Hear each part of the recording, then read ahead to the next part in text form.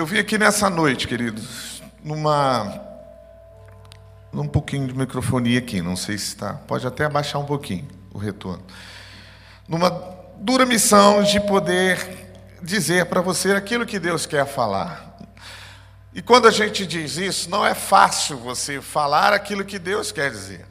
Porque nós sabemos que Deus, Ele utiliza de ferramentas, de instrumentos, né, nas mãos dele para fazer e dar a direção, dar a palavra. E a essas pessoas nós chamamos de profetas. Aquele que diz aquilo que Deus quer falar. Aquele que transmite a palavra, a voz de Deus. Um pregador, nada mais, nada menos do que aquele que profetiza, aquele que libera uma palavra. Ele também é um profeta de Deus. Ele é usado por Deus para falar aquilo que Deus quer dizer. E muitas vezes aquilo que Deus quer dizer não é aquilo que a gente quer ouvir. Aí a coisa fica mais difícil. Mas quando Deus quer falar, se o profeta dele não falar, o púlpito sozinho vai falar. Essa madeira vai falar, a pedra vai falar, qualquer coisa vai falar ao coração. Ele quer usar pessoas, mas se pessoas não quiserem, né, ser usadas, Deus usa qualquer coisa. Eu não diria qualquer ser, né, como usou uma mula, outras coisas. Deus usa qualquer coisa. E você vai ficar escandalizado com o que eu vou dizer. Mas eu não quero nem saber em relação a isso, porque eu tenho certeza. Deus usa até o diabo, porque ele tem ele sob controle, para mostrar e falar aos nossos corações. Sabia disso? Satanás, ele é mais que um ser que já está decretado seu futuro, mas ele mente dizendo aquilo que não vai acontecer, mas que vai acontecer. Ele diz que não vai acontecer, mas para ele já está determinada a derrota, já está determinado o seu futuro. Mas para nós, quem determina o futuro da nossa vida, quem é?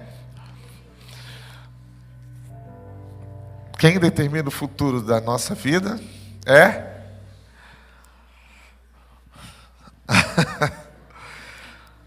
O nosso futuro já foi escrito. Nós já fomos designados, vocacionados para a vitória, para morarmos no céu. Mas quem determina quem vai ou quem não vai somos nós mesmos. Deus nos deu essa capacidade de escolher aquilo que nós queremos para o nosso futuro. Não adianta, se eu não quiser, Deus não vai fazer, não porque Ele não possa, é porque eu não permito em mim. Ainda assim Ele poderia fazer ou pode fazer, mas muito provavelmente Ele não fará, porque eu não quero. Esse é o motivo, essa é a razão de muitas pessoas sofrerem aí fora. E tem gente que diz, poxa, se Deus é Deus, você já ouviu falar isso, já viu na internet, no Facebook, pessoas malhando, né, Deus, a existência de Deus, porque Ele permite com que coisas aconteçam aí fora. Na verdade, não é a vontade de Deus. Talvez sim, permissão, sim. Deus permite coisas. Mas a escolha é nossa daquilo que vai acontecer na nossa vida. Se eu determinar, querido, no meu coração, que eu vou buscar de Deus, orar, jejuar, clamar, buscar a face do Senhor, da presença de Deus, se eu determinar isso no meu coração, todos os dias, não haverá limite para o meu crescimento. Não haverá limitações, bloqueios, não haverá nada que possa impedir o meu voo de águia. Não haverá bloqueios, problemas que vão me impedir de eu morar, como essa canção diz, estar na presença do Senhor todos os dias. Uma coisa eu peço ao Senhor e a buscarei. O que é? Que os meus pés estejam na sua presença, que eu possa morar contigo eternamente, estar na presença do Senhor.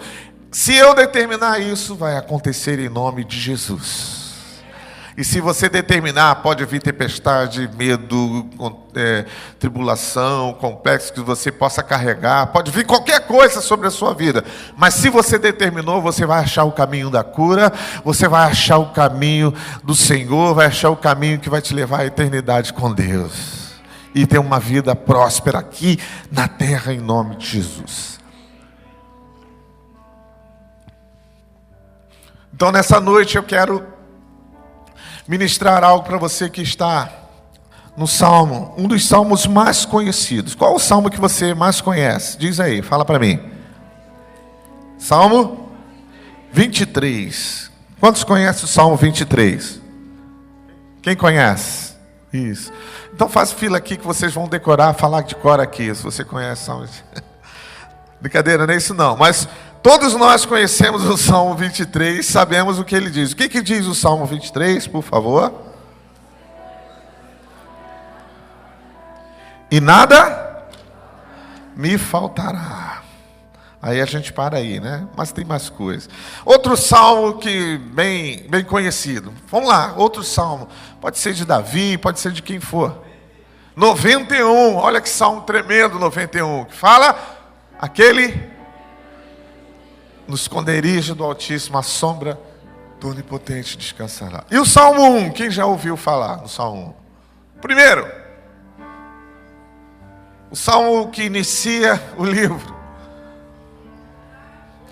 Bem-aventurado o homem que não anda segundo os conselhos dos ímpios, nem se detém nos caminhos dos pecadores, nem se assenta à roda dos escarnecedores. Salmo 100. Quem conhece Salmo 100? Todos os moradores da terra, servi ao Senhor com alegria. Aleluia. Que mais? Salmo 37, vários versículos do Salmo 37, não tem? Entrega o teu caminho ao Senhor, confia nele, mais ele fará. Descansa no Senhor, espera nele. Que mais? 126. E esse é tremendo, fala aí. Oh, aleluia. Estávamos como quem sonha. E o Salmo 139? É o salmo que você vai abrir agora. Salmo capítulo 139.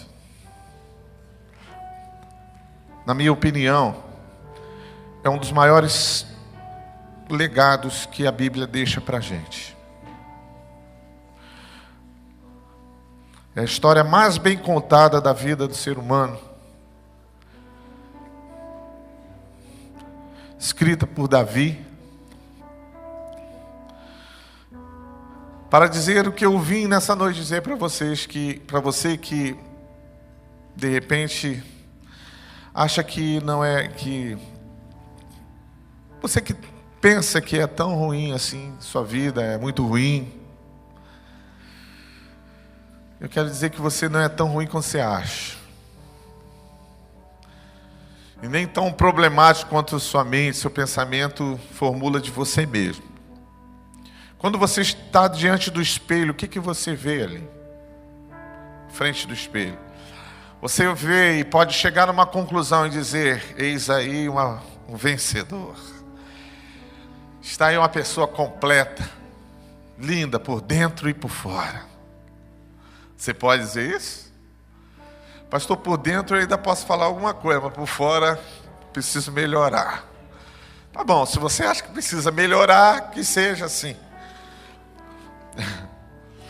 Mas, se você olha para o espelho e diz assim, por dentro, por fora bela viola, por dentro pão bolorento. Não é isso?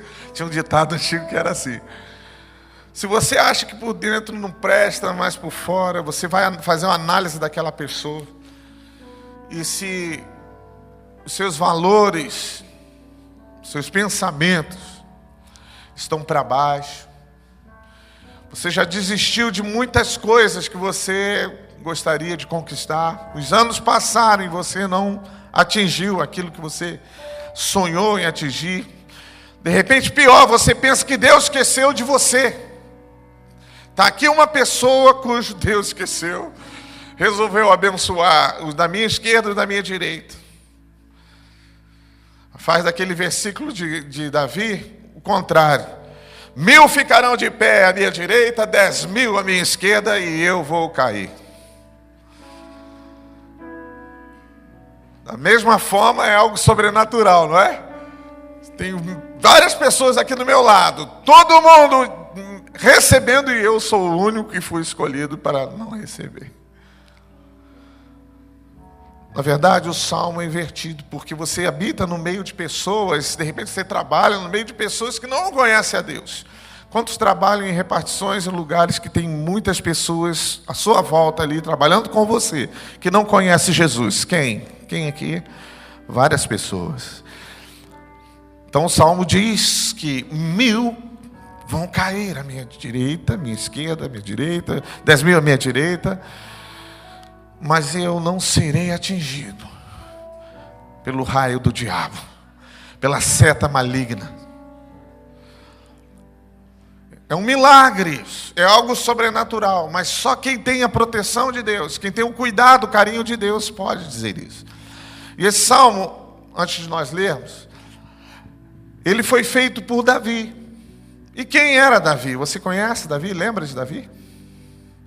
Aliás, você já leu sobre Davi, você já deve saber de algumas coisas. E algumas coisas se destacam na vida do rei Davi, que saltam aos nossos olhos. Às vezes são os pecados que ele cometeu que ficaram mais marcados, né? Bom, foi a guerra que ele teve lá, com a luta contra o Golias, e o fato dele ter praticamente, né, assassinado, matado uma pessoa, como Urias, e ter ficado com a mulher dele, adulterou. O adultério de Davi é muito visível isso. Coisas que se destacam na vida dele. Mas fato é que Davi era o homem segundo o coração de Deus, a Bíblia diz.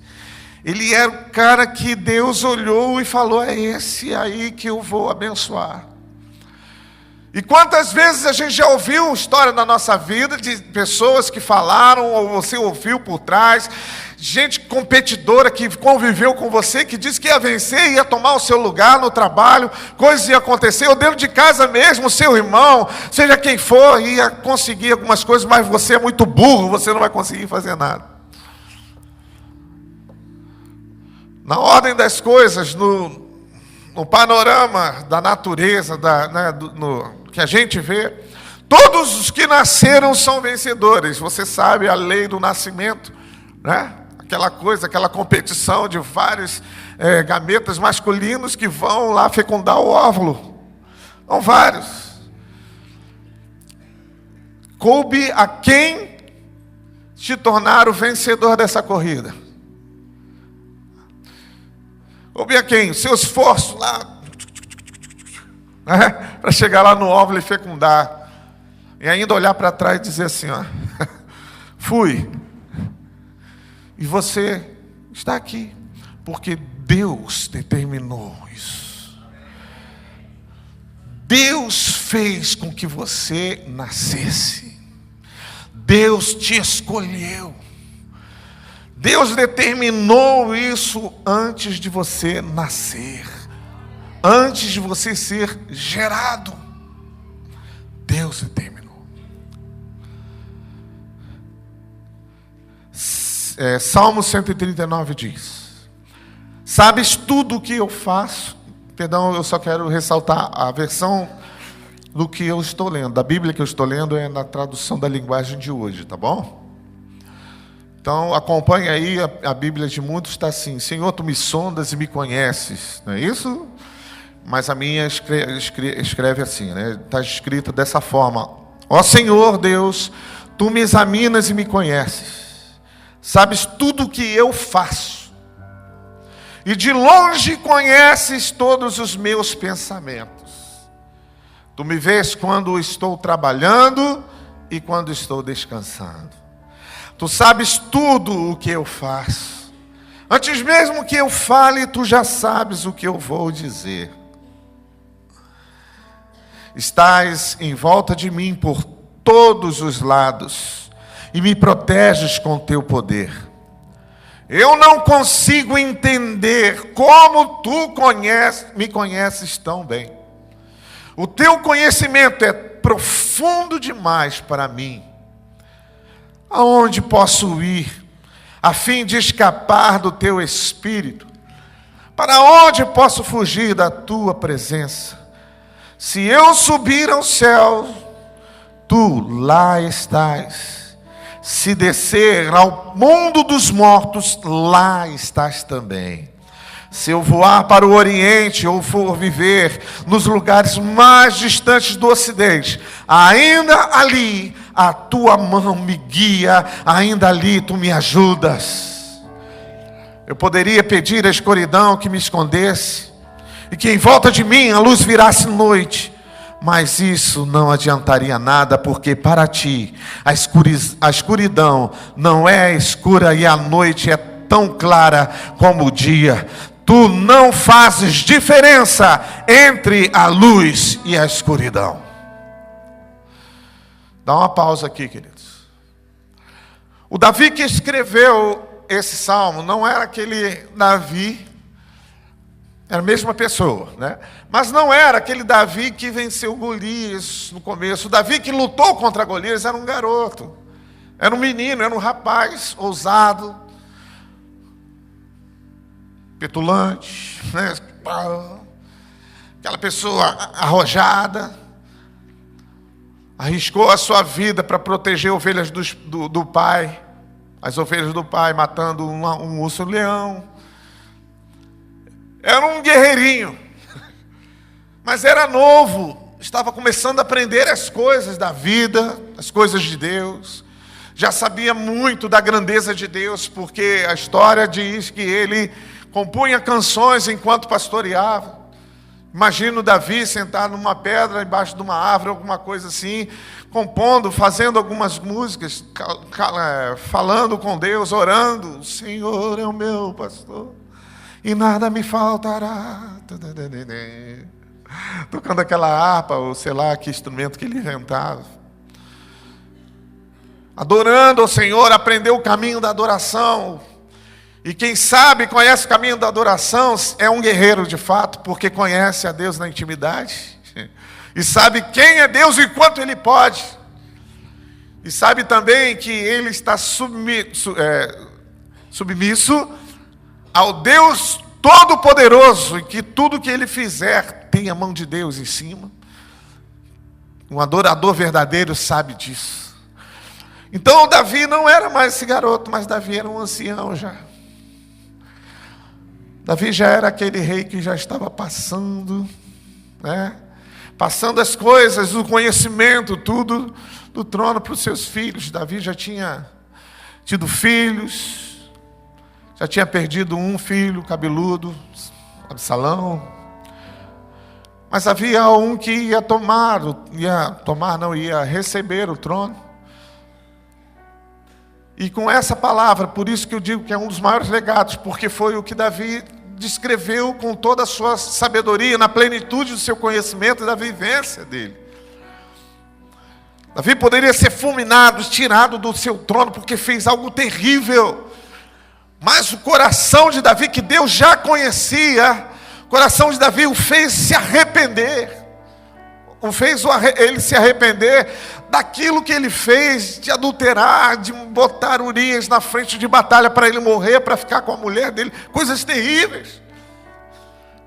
Mas quando o profeta foi com a palavra, ele colocou a cabeça para baixo, dobrou os joelhos e se arrependeu amargamente daquilo que tinha feito. E todo arrependido, todo aquele que se quebranta, a Bíblia diz que o Senhor, Ele não resiste àqueles que se humilham, ao quebrantado de coração. Um coração humilde, um coração de servo, quando se quebranta, Deus, Ele responde. Deus, Ele ouve a oração do quebrantado e restaura a vida daquela pessoa. E porque Ele tinha potencial para isso, Deus olhou e o escolheu por isso. E eu quero dizer nessa noite, pode as pessoas não enxergarem nada em você. Pode ver você com um temperamento terrível. Você talvez tenha problemas no seu caráter. Você talvez tenha problemas que precisam ser resolvidos dentro de você. Mas Deus olhou para você, acreditou em você e te escolheu. Você está aqui hoje por causa da graça e misericórdia de Deus. E mais do que isso, querido, se você está aqui e Ele te escolheu, é porque Deus, que sabe escolher coisas boas, acredita em você. Você tem potencial para ser o melhor dessa terra, para usufruir e ser alguém que realmente faça a diferença. Mas pastor, tem muita luta, muita tribulação. Tem muita coisa que me impede, eu não consigo, as coisas estão muito difíceis. Por isso, querido, nós temos a ajuda de muitos profissionais. Tem muitos cristãos que estão, trabalhando a sua alma, a sua vida, pedindo ajuda a profissionais da medicina, psicólogos, etc. O caminho também pode ser por aí, pode ser esse. Toda ajuda nesse sentido é muito bem-vinda, é muito necessária. Mas eu quero dizer algo para você. Apesar disso, das suas dificuldades, das suas lutas, Ele ainda acredita em você. Ele olha o teu coração porque Ele te fez e sabe que lá dentro existe um guerreiro escondido. Existe uma guerreira escondida. Existe alguém que coloca, que sabe se colocar, que sabe ser um cristão de verdade, que às vezes nem aflorou ainda, mas vai nascer dentro de você. Se você acredita na Bíblia, se você acredita no Salmo 139, se você acredita em tudo isso que está escrito aqui, que nós vamos terminar de ler, você tem tudo para ser um agente multiplicador de vidas, uma pessoa que vai gerar outras pessoas e principalmente alguém que vai agradar e encher o coração de Deus. Você tem tudo para ver a sua família crescendo na presença de Deus, frutificando, multiplicando-se em pessoas cristãs, em verdadeiros cristãos. Seus olhos vão ver um milagre acontecer. Sua vida você vai experimentar mesmo que as coisas estão difíceis. Mas fato é que Deus não muda. A palavra de Deus está aqui, Ele não muda. Mas não aconteceu isso na minha, querido. Se Deus fizer, Ele é Deus. Se não fizer, Ele é Deus. Se a porta se abrir, Ele é Deus. Se fechar, Ele continua sendo Deus. Se você for curado, Ele é Deus. Se não for, Ele é Deus. Deus é Deus eternamente. Eternamente. Ele não muda. Diz aí os versículos que eu parei aonde, querido? Por favor, me ajude. Vou ler o 13 então diante. Tu criaste cada parte do meu corpo. Tu me formaste na barriga da minha mãe. Olha que coisa.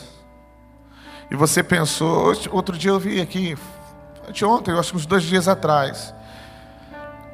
A ciência ela está trabalhando em pesquisa, não no Brasil, que ainda é proibido, mas em outros lugares é permitido pesquisa de manipulação de DNA, de cromossomos. Então, já se desenvolveu algo que, por exemplo, a pessoa pode nascer colocando ali no bloco de informações do DNA um agente, tirando de outro, colocando em um, para formar ali um DNA perfeito, sem a potencialidade de uma enfermidade cuja família já vinha. Por exemplo, tem famílias que carregam potencial para terem problemas de câncer, ataque cardíaco, fulano diabetes, fulano é diabético, fulano de tal também, minha mãe, minha filha, meu avô, meu tio, todo mundo é família. Então, sabe que isso é congênito, é gerado. Já se manipula isso. Não pode colocar, porque o Conselho Mundial de Medicina não permite manipulação de seres humanos, né? De criar, de montar aí a escala. Mas pode-se já conseguiram fazer isso. Então pode-se determinar até que a pessoa nasce com olhos azuis, ou um azul e um verde, botar o cabelo liso, ou o cabelo mais, né, lá, enroladinho. Pode-se fazer o que quiser com o DNA, brincar ali de criador. Queridos, a ciência avançou tudo. Aí alguém vai dizer, está vendo? Não precisa ser Deus para criar nada. Não precisa ser o Deus para montar, eu faço uma pessoa mais perfeita do que Deus já fez. Deus fez doente, Deus fez um monte de gente, já nasceu aleijado, já nasceu assim. Mas eu posso manipular e fazer uma pessoa perfeita. A ciência pode até fazer isso, queridos. Deus utilizou-se das coisas naturais para mover no sobrenatural. Agora a Bíblia diz, alguém pode acrescentar um côvado, um metro na sua vida. A Bíblia também diz que quando Davi foi escolhido, ele foi escolhido segundo o coração de Deus, porque a Bíblia é bem clara e fala assim, o homem conhece o que está diante dos olhos, mas Deus conhece o que está lá na frente.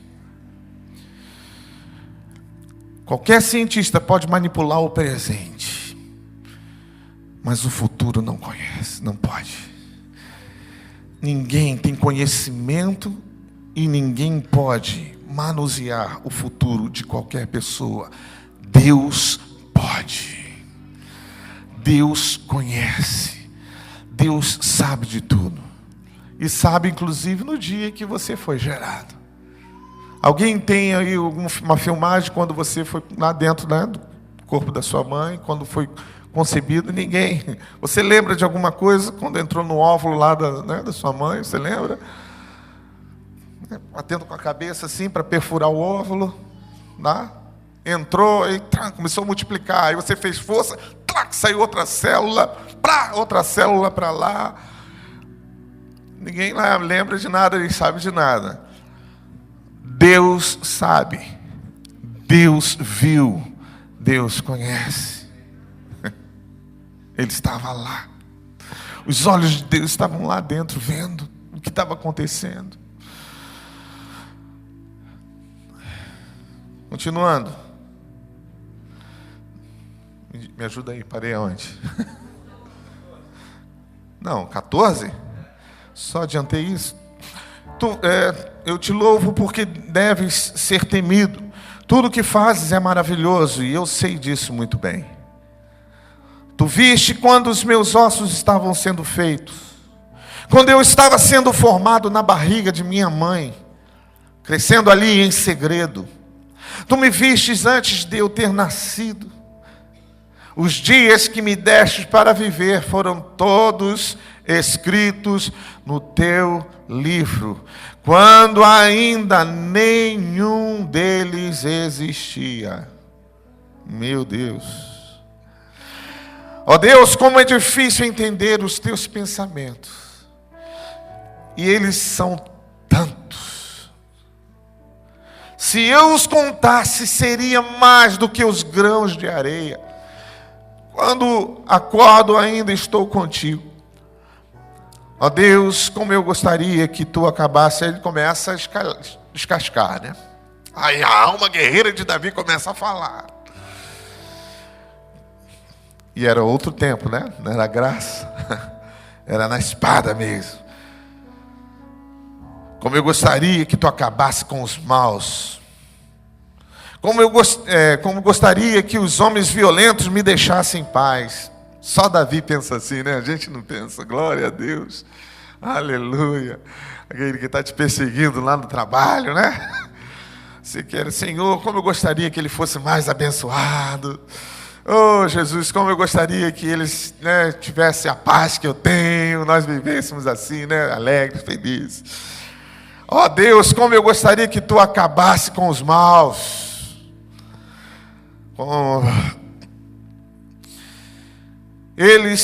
Versículo 20, eles falam mal de ti, contra ti falam coisas ruins. Aí quer ser advogado de Deus, né? Tem gente que quer ser advogado, tal, defender Deus. Ó Senhor Deus, como eu odeio os que te odeiam, como desprezo os que são contra ti. Eu os odeio com todas as minhas forças, e eles vão ver comigo. São teus inimigos, Senhor, não podem fazer isso.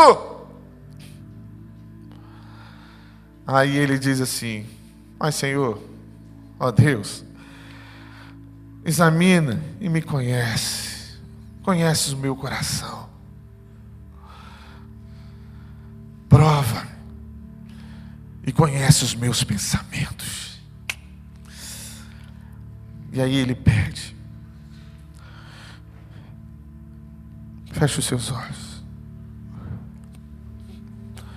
faça esse versículo como a sua oração, repita o que eu vou te dizer. Vê se há em mim, Senhor, vê se há em mim algum pecado, guia-me pelo caminho eterno. Quantos querem esse caminho da eternidade? Conhecer a Deus, queridos, ter intimidade com Ele. Se eu te fizer uma pergunta, hoje é que dia da semana? 5, 6. No dia 6 de agosto do ano passado, exatamente nessa hora que eu não sei, o que você estava fazendo? Quem lembra? Aí fica difícil, né? Ok. Hoje é dia 6. No dia 6 de janeiro, nesse mesmo horário, o que você estava fazendo?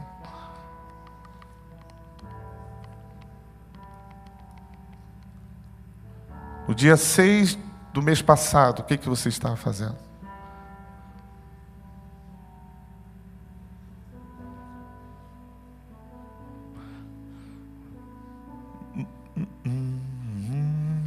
Não sabe? Há 4 dias atrás, nesse horário, o que você estava fazendo? Agora eu lembro.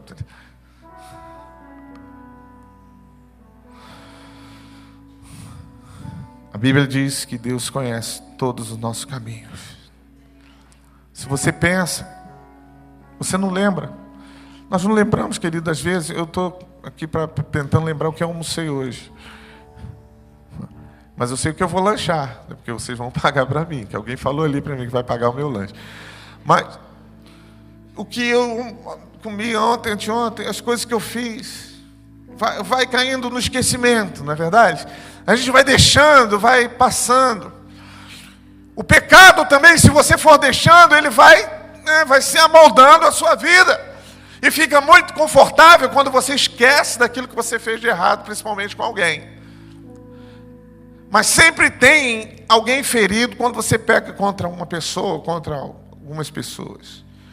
E talvez ela não tenha a mesma facilidade de esquecer do que você tem. E Deus, que não tem nada a ver com isso em relação ao pecado, conhece tudo e sabe de tudo que aconteceu, sabe de todos os problemas e fica aguardando a resolução disso, para que você esteja liberado para viver, para respirar. O passado, querido, as coisas passadas, quando eu falo passado, eu não preciso lembrar lá não. Ontem já é passado, né? Hoje de manhã já é passado, de tarde. Mas as coisas que passaram, que ficaram para trás, mesmo que sejam bem recentes, elas não podem cair no nosso esquecimento quando há coisas para serem resolvidas. Quando há coisas para serem resolvidas. E às vezes, coisas que já foram resolvidas, o diabo fica falando para você, te acusando, tal. Você fez isso, você é um pecador, você é um não sei o quê, você é um desgraçado, você é um viciado, você é uma coisa. Tem gente que engole isso, aceita isso. Principalmente quando você está orando. Eu não sei se você tem quarto de oração. Eu tenho sacada de oração, varanda de oração. Lá em casa é a varanda, né? Sacada. Onde eu fico andando para lá e para cá. Tenho acordado de madrugada, às vezes está muito frio, eu fico na minha sala. Vou lá para a minha sala e vou examinar as escrituras, orando, falando com Deus, vendo algum vídeo, ouvindo uma palavra ou livro, alguma coisa assim. Faço isso. E busco de Deus o que eu fiz, né? Se ficou algo pendente. Porque essas coisas que não te acusam, ou que não te condenam, não pode ser alvo de acusação contra a sua vida. O diabo, ele arma com isso. E muitas das vezes, nesses momentos de oração, queridos, eu percebo uma presença meio esquisita à minha volta.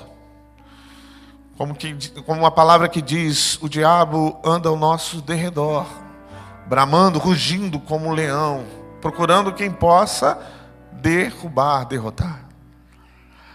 Então eu sinto algo que não está muito legal, vem um sentimento de medo, se aproxima o espírito de medo, e como eu não nasci ontem, graças a Deus eu aprendi algo no transcorrer da minha vida espiritual. Eu sei que se eu me acovardar, se eu recuar nesse momento em que a coisa está pressionada, se eu abaixar a guarda, eu sei que eu vou ser envolvido por esse espírito de medo. E por várias vezes, né, aconteceu assim, né, eu estar orando e o diabo soprar e dizer assim, olha para a janela que você vai ver alguma coisa assim passando, e você vai ver que eu estou aqui, alguma coisa assim, acusações. Ou você pensa que isso é brincadeira contra da Bíblia? Isso acontece, querido. E acontece com quem está orando. Aí vem aquele sopro tal, e se eu não determinar, e aí eu preciso ser um pouquinho mais, forte nas palavras. Aí eu começo a pronunciar, porque por enquanto de madrugada, se é horário, geralmente é de madrugada que eu estou orando. Aí já vem uma palavra mais forte, porque eu aprendi até hoje que o diabo não lê o pensamento, ele não tem esse poder, mas ele conhece a linguagem de sinais, pelo menos, ele conhece a leitura labial, e ouve muito bem, e mesmo baixinho eu falo, eu te repreendo agora deste lugar, eu não permito você chegar sequer perto da minha casa, saia daqui agora! Na mesma hora, no mesmo instante, sinto uma paz sobrenatural. Agora sim. Aí eu continuo caminhando e orando. Caminhando e orando. Várias vezes já aconteceu isso, queridos. O diabo, ele luta todos os dias. Todos os dias para te derrubar. Aí eu fico pensando em coisas que precisam ser resolvidas, mas aquilo que já está resolvido, está resolvido. Deus apagou do seu passado, e acredito que nem Ele mais faz questão de lembrar de nada. Ele te conhece, Ele sabe que você foi errado, mas conhece também o arrependimento. Ele conheceu muito bem aquele dia, Ele estava lá quando você pediu perdão e se arrependeu de ter feito coisas erradas. E a partir de então, você é, querido, filho de Deus. Você é aquele protegido do Senhor, você tem a marca do Cordeiro na sua vida. Jesus nos ensinou, eu estou já quase encerrando.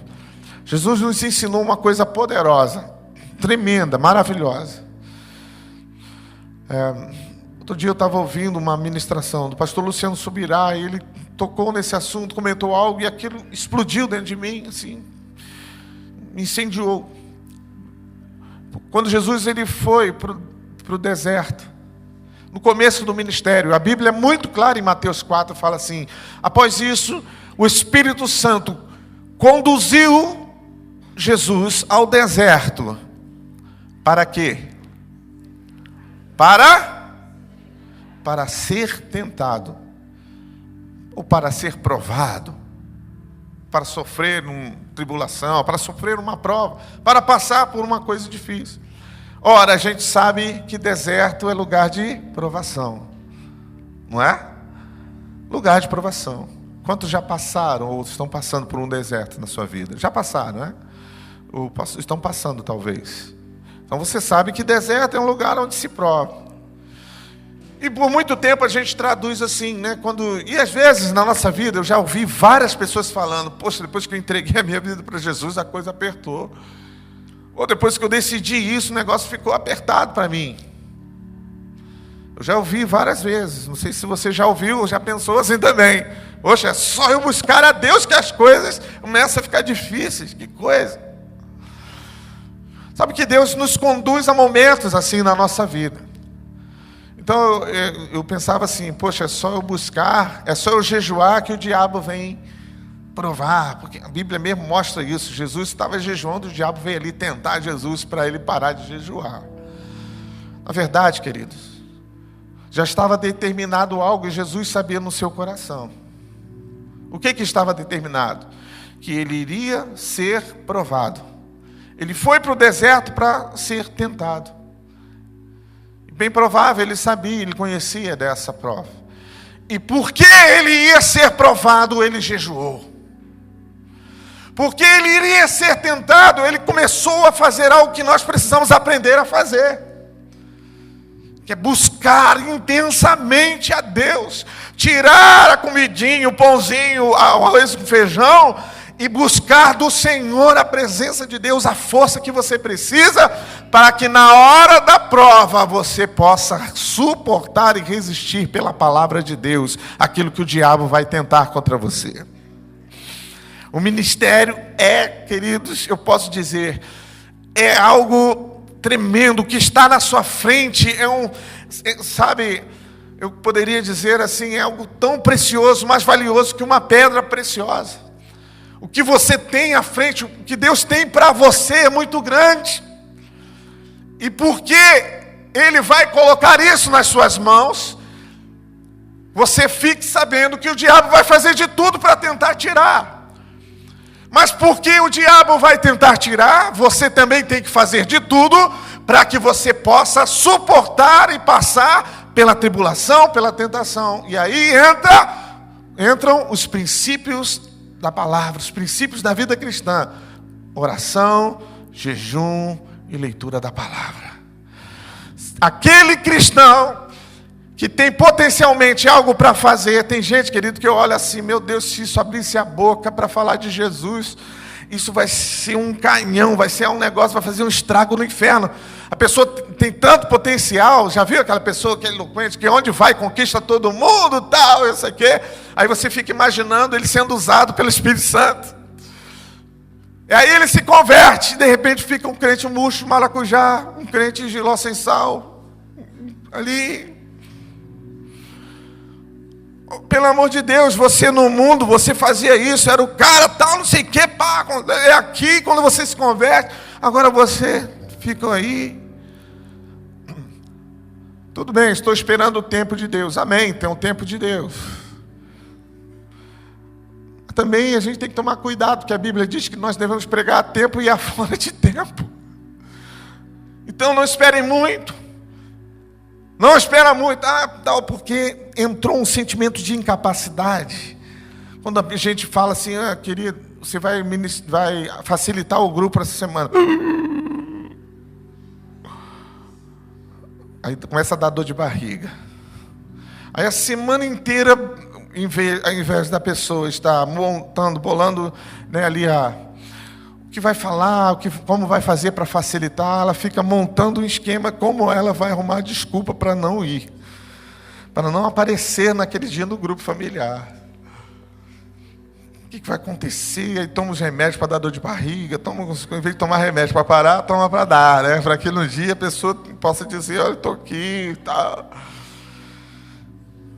Entra aquele sentimento de incapacidade. Mas olha, eu vou dizer para você.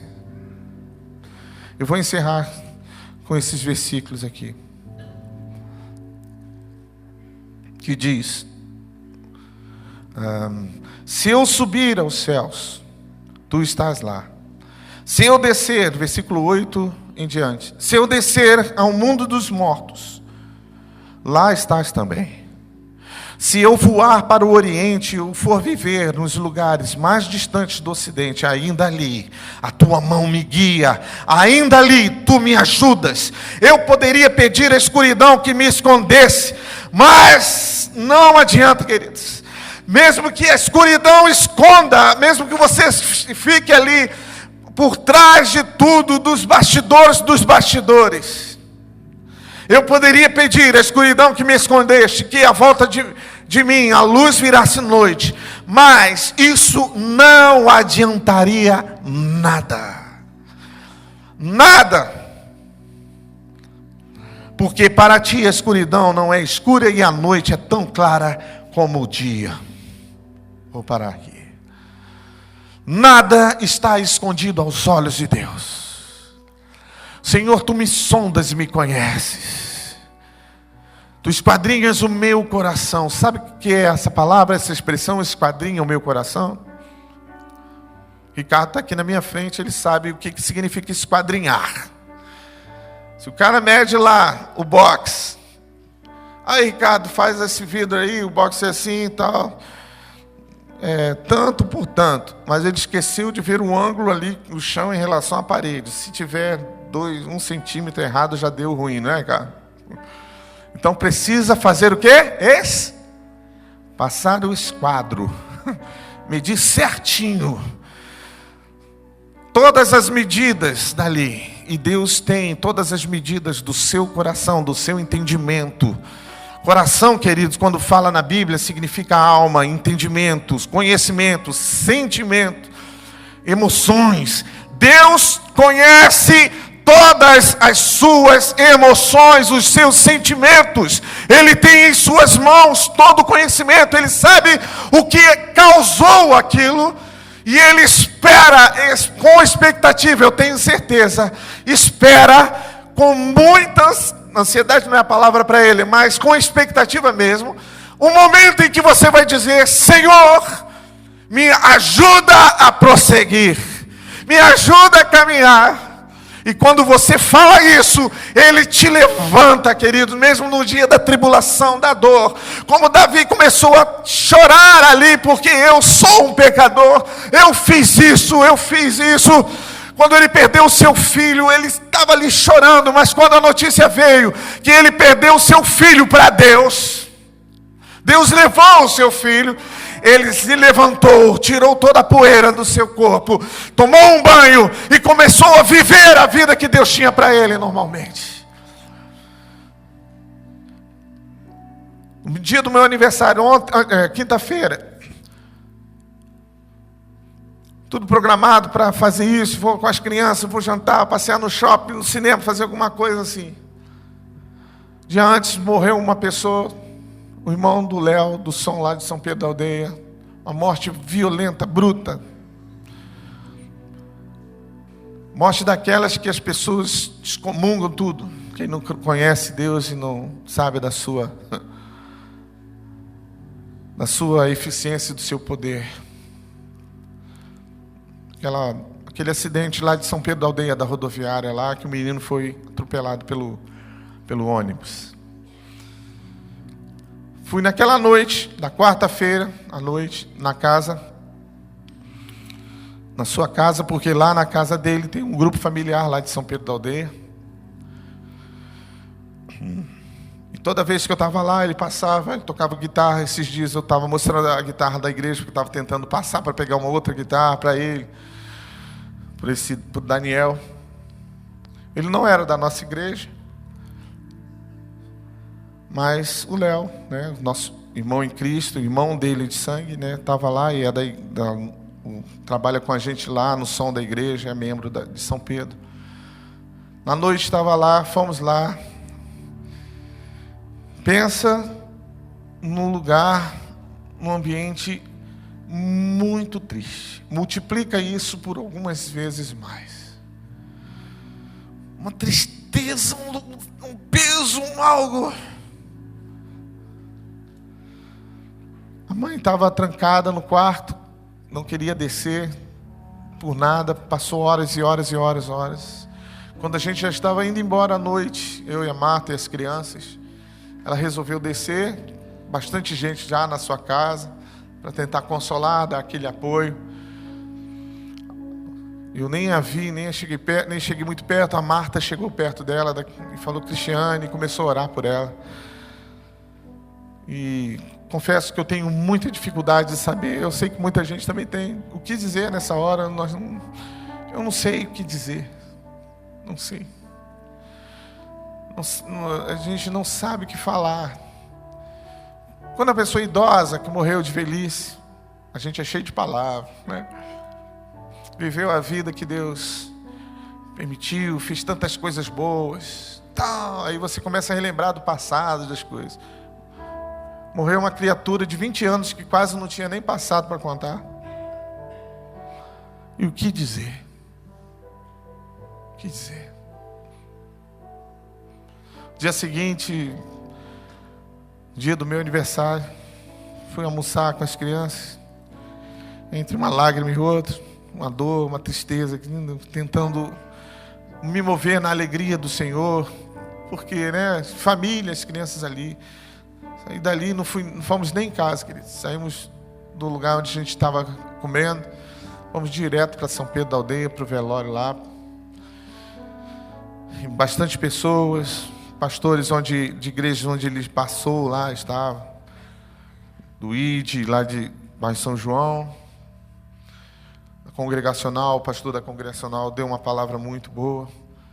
E a Marta também teve a oportunidade de fazer uma oração lá. Evidentemente não pelo Daniel mais, mas pela família. E aquele choro, aquela dor, aquela luta tão grande. Eu fiquei imaginando esse salmo sendo colocado numa situação dessa. Como eu vou aplicar? Como a gente aplicaria o Salmo 139? O Senhor que me conhece, o Senhor sabe. Parece coisa de vida, né? O Senhor conhece desde que estava ali. Então eu sou protegido de Deus. Aí acontece um acidente, uma coisa dessa. Só que a Bíblia diz também que Ele nos conduz ao caminho da eternidade.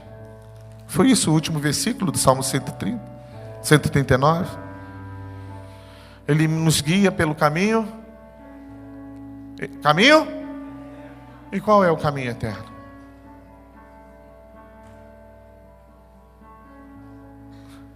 Nós ainda não sabemos que nós ainda não estamos na eternidade. Somente o Espírito. O Espírito, ele não morre, né?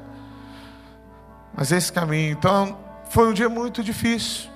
Muito complicado, não foi. Eu voltei para casa, o que nós fizemos? Fui para um lado, dormi, e outro foi dormir, descansar. Acordamos à noite, jantamos, voltamos a dormir. Passamos um dia muito difícil. Aí recebi uma notícia também de uma das pessoas da minha família lá, que não estava muito bem, que não está muito bem. Estamos orando por um tumor que se criou na cabeça. Aí vem outra notícia de enfermidade de não sei quem. Aí eu pensei, né? Um abismo chama outro abismo. Não tem um salmo assim? Uma noite clama outra noite, um abismo chama outro abismo. Mas até ali, a mão do Senhor nos sustenta. Até ali a mão do Senhor nos guarda. Sabe, queridos, eu estou pregando para aqueles que passam por lutas, por tribulações, ou aqueles que estão passando por momentos de alegria. Deus é Deus. Em todo o tempo Ele é Deus. Ele que abre porta, é Ele que fecha a porta. É Ele que conduz aos caminhos que nós devemos seguir. Ao caminho do seu chamado. Foque no seu chamado. Mira aquilo que você fez, pelo qual você foi chamado, aquilo que você foi direcionado. Se necessário for, clame a Deus para reavivar a sua memória, o momento em que Ele te colocou à sua frente, Ele colocou o projeto dele para a sua vida. Comece a enxergar isso E não desvie nem um grau para a esquerda, nem para a direita. Não desvie nem 1 centímetro para um lado nem para o outro. Mire no seu foco, mire em Deus. Se precisar, pede ajuda. Se precisar, pede auxílio. Pede alguém para te dar a mão. E naqueles momentos você vai caminhar de mãos dadas. E você vai sentir que talvez as suas forças ali não são suficientes. Mas Deus colocou uma igreja, Deus colocou pessoas, Deus colocou amigos para te ajudar a caminhar. E você vai prosseguir caminhando para o chamado que você foi eleito. Para o chamado no qual Deus colocou para você. Você vai trilhar, você vai caminhar, porque Deus é contigo. Para o que der e para o que vier, Deus é contigo.